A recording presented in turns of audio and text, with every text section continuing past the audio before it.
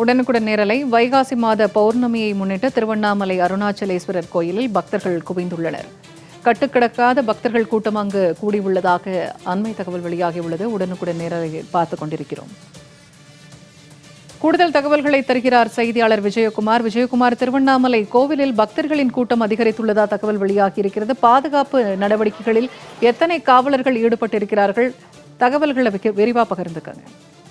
வணக்கம். நிச்சயமா பூர்ணிமா, நினைத்தாலே முக்தி தரக்கூடிய திருவண்ணாமலை நகரில் உள்ள அருணாச்சலேஸ்வரர் கோவிலில் தினந்தோறும் பல ஆயிரக்கணக்கான பக்தர்களும் பௌர்ணமி தினங்களில் லட்சக்கணக்கான பக்தர்களும் திருவண்ணாமலை நகரில் உள்ள 2600 அடி உயரம் உள்ள மலையை சுற்றி சிவனாக எண்ணி 14 கிலோமீட்டர் தூரம் கிரிவலம் வழிபடுவது செய்கின்றன.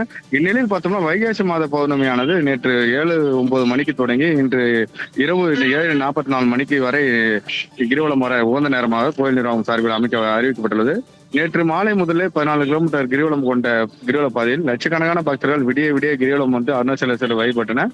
இரண்டாவது நாளாக இன்றும் காலை முதலே பல்லாயிரக்கணக்கான பக்தர்கள் கிரிவல பாதையில் கிரிவலம் இந்திரலிங்கம் முதல் ஈசானலிங்கம் வரை உள்ள அஷ்டலிங்கங்களையும் வழிபட்டு திருநேர் அண்ணாமலையார் உள்ளிட்ட பல்வேறு கோயில்களில் வழிபாடு செய்து கிரிவலம் வண்ணம் உள்ளன. குறிப்பாக திருவண்ணாமலை நகரில் உள்ள அருணாச்சலேஸ்வரர் கோவிலில் சாமி தரிசனம் செய்வதற்காக பல்லாயிரக்கணக்கான பக்தர்கள் ஒரே நேரத்தில் குவிந்ததால் பக்தர்களின் வசதியாக கோயில் நிர்வாகம் சார்பில் திருமஞ்சன கோபுரம், ராஜகோபுரம் மற்றும் அம்மணியம்மன் கோபுரம் உள்ளிட்ட பல்வேறு இடங்களில் நேல் பந்தல்கள் அமைத்து பக்தர்கள் முறையாக கியூ லைன் அமைக்கப்பட்டு கிட்டத்தட்ட 4 மணி நேரம் முதல் 5 மணி நேரம் வரை காத்திருந்து சாமி தரிசனம் செய்வதற்காக ஏற்பாடு செய்திருந்தன. ஆனால் இன்று காலை நீண்ட நேரம் காத்திருந்த பக்தர்கள் ஒருவருக்கு ஒருவர் முண்டியடித்துக் கொண்டு செல்ல முயன்ற போது அம்மணியம்மன் கோபுர பகுதியில் அமைக்கப்பட்டிருந்த பேரிகார்டுகளை உடைத்துக் கொண்டு ஒருவர் முட்டி மோதிக்கொண்டு பக்தர்கள் உள்ளே சென்றனர். இதனால் சாமி தரிசனம் செய்ய காத்திருந்த பெண்கள் முதல் முதியவர்கள் வரை, குழந்தைகள் வரை உள்ளிட்டவர்கள் பாதிக்கப்பட்டனர். மாவட்ட நிர்வாகம் சார்பில் ஒவ்வொரு பௌர்ணமியும் 2000 போலீசார் பாதுகாப்பு பணியில் ஈடுபட்டு விட்டனர்.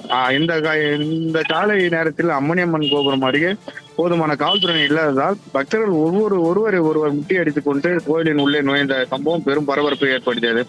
ஒவ்வொரு பௌர்ணமி நாட்களிலும் இரவு நேரங்களில் போதுமான போலீசார் பாதுகாப்பு பணியில் ஈடுபடுத்தப்படுகின்றனர். ஆனால் பகல் நேரங்களில் காவல்துறையினர் பாதுகாப்பு பணியில் ஈடுபடுத்தாததால் இது போன்ற சம்பவம் நடப்பதாக குற்றம் சாட்டுகின்றனர்.